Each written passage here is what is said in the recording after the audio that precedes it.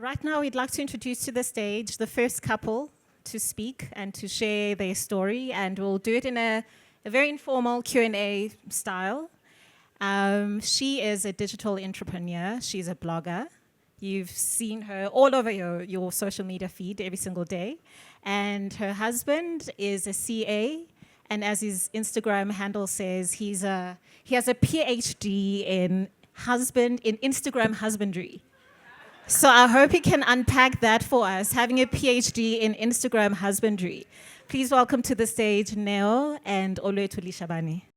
Thank you for being couple number one at Glamour Park Couples. This is our first one, and we're so honored that you're one of the couples that we're talking to today. It's certainly a pleasure for us to hear your story. A lot of people are inspired by your love, and we're excited to hear more from you. So Neo, can you just tell us first, how did you know that Olwethu was the one? Where did it all begin? It's actually a crazy story. This is what happened.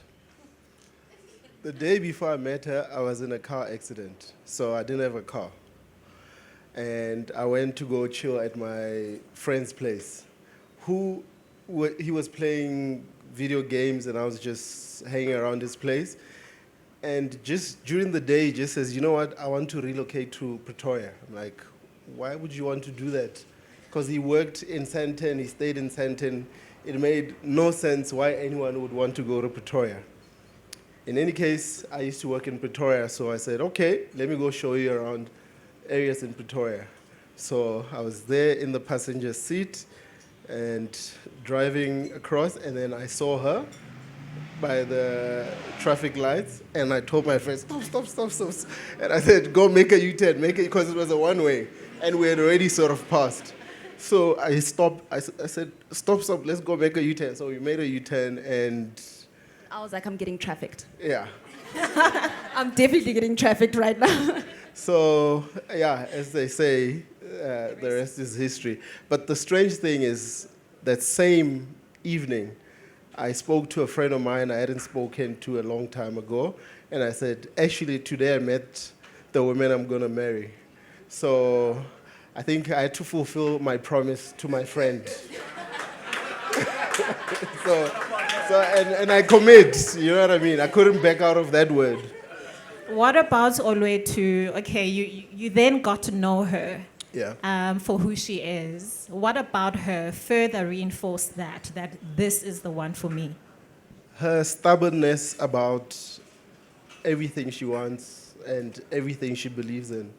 Her conviction. I mean, if she says, this is what I want, this is what I want to do, against all odds, she will go for it. And just that sheer drive is, someone that will keep you on your toes and keep me young. So strategic as well. Olwethu, how is Neo the perfect partner for you? You've been married, let's just go back for those that don't know. How long have you guys been married now? 7 years? 7 years? And counting. Yeah. And you have 3 little boys, beautiful little boys. Yes. How is he, what makes him the perfect partner for you? Perfect being the operative word. I don't think anyone's perfect. But I was just saying just now when we came in, having a chat with Nandi, and I was saying, just this morning alone, I didn't know what I was going to wear, and I was so stressed because the one dress I thought I was going to wear, I pulled it out. It's an extra small. It's a dress I wore before I was pregnant with my 3rd child.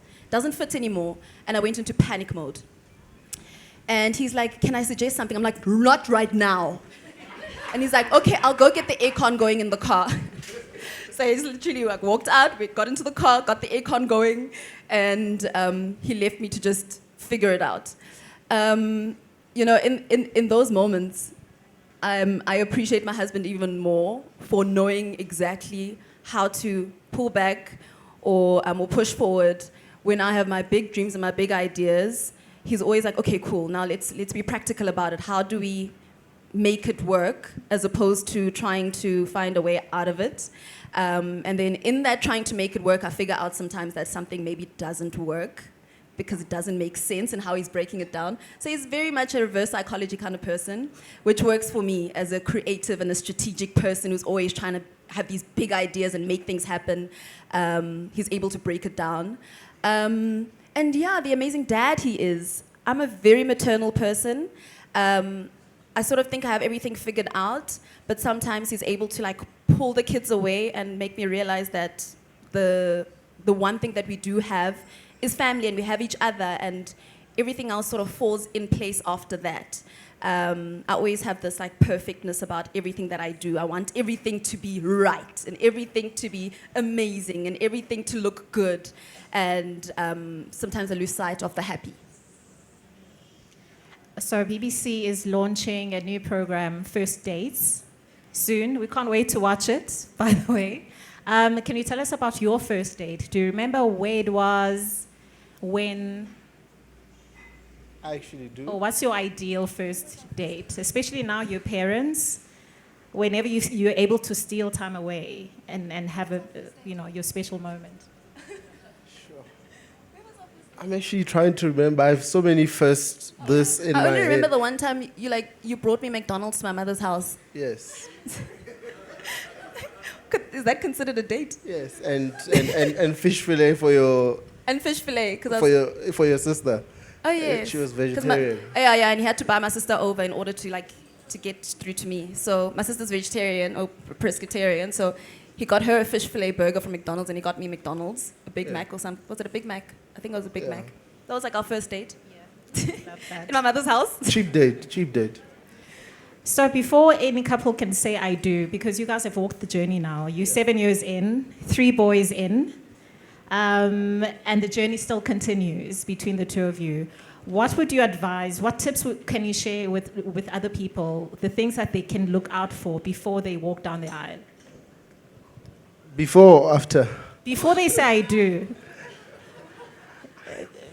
I think for me, it's this I do concept is just around saying this person, perfect or imperfect, happy, unhappy, broken, unbroken as they may be, is the one I want to spend the rest of my life with. The rest you're going to build along the way. So, there's no, fixed stuff that, a list that's there that, has to be ticked off before.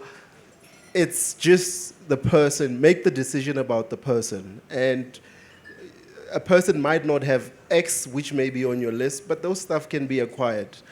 People develop, people grow, people evolve. She's not the person I met, and I'm still in love with her. I still want to be with her.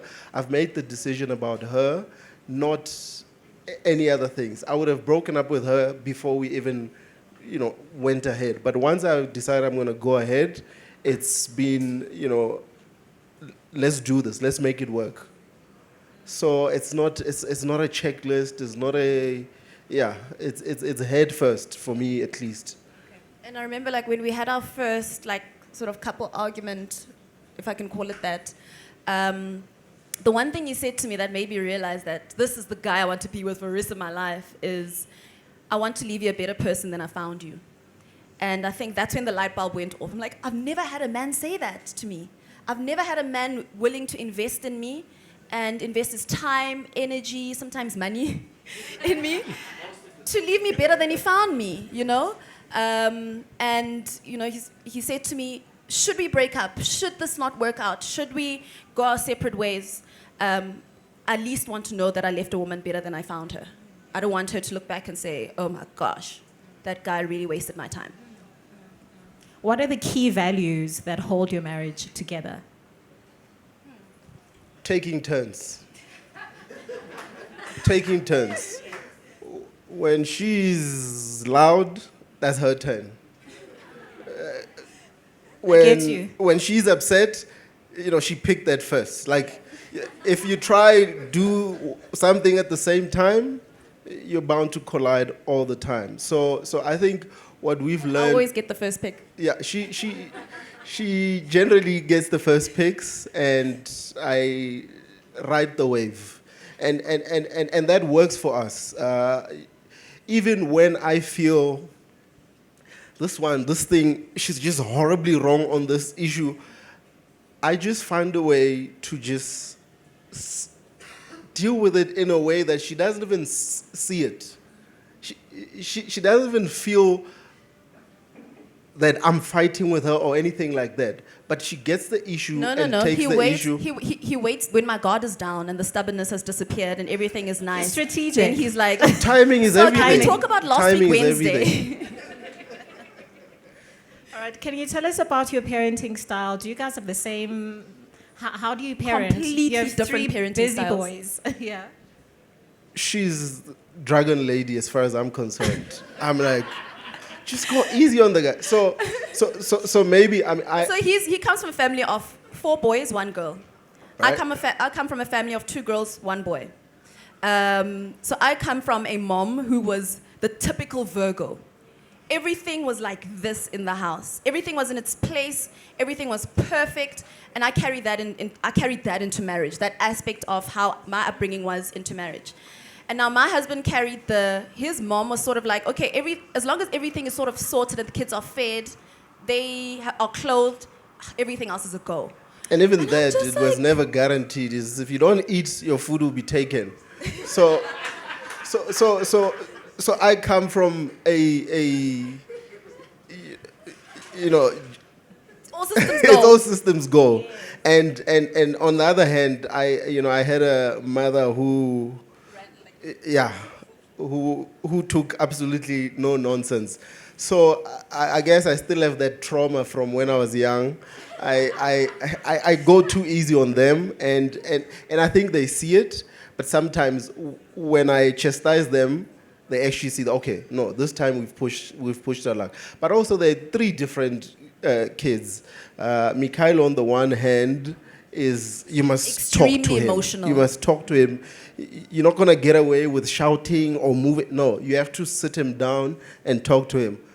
Morgan, if you do that, he's gonna look the other way, and you're not Roll gonna his get eyes. anything. Yeah.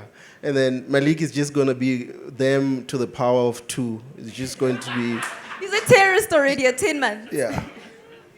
So you guys are juggling busy careers. You're juggling, being parents, and everything else in and around that. How do you make time to bond? What special things, work for you guys? What do you do as a couple just to keep that spark? Did you say Good. bond or bonk? Sorry, Bond. bond. Okay, Is okay. it that time of the day already? Sorry, you said spark, Are we there? bond, bonk. Sorry. Yeah, How do Sorry. you bond? bond. Yes, no. She likes bonding. And what do you like? Okay, so we do a lot of business together, and I particularly love doing business with my husband and bouncing ideas off of him. So I think those are one of the things that we're sort of in sync and bond over: work, business, money. And then we try and schedule in 1 date night a week. Sometimes it doesn't happen, depending on like the schedule, but at least 2 a month. We first start off with the first hour being work, and then the second hour being something fun, whether it's a movie or just sitting and having wine or relaxing, or a bubble bath for an hour. So yeah, it's also my time to sort of get as much as I can out of him in that hour outside of the office, and outside of busyness, but also just psychologically bouncing off things. He's my best friend, so I don't have anybody else. And sometimes it's pretty annoying because I want to gossip about him, but I can't gossip about him to him. But I end up doing it, and I'm like, there's something I didn't like that you did. So that's sort of the hour where we vent at each other, and then we thrash it out, and then we walk out of that those 2 hours, and we've started afresh. And I think just more than anything, we are just too involved in each other's lives. We're like in each other's businesses just too much.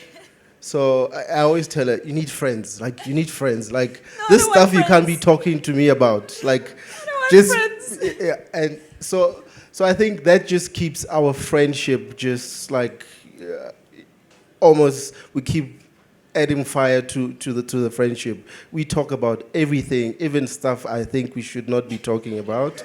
And I think that should be the stuff she talks with her friends too. But yeah, Ketile. I love that. Thank you so much, guys. I wish we could talk more. I have loads more questions, but we'll just take one question from the audience, and then we move on to the second couple. Is there anyone from the audience that would like to ask Neo and Olwethu something?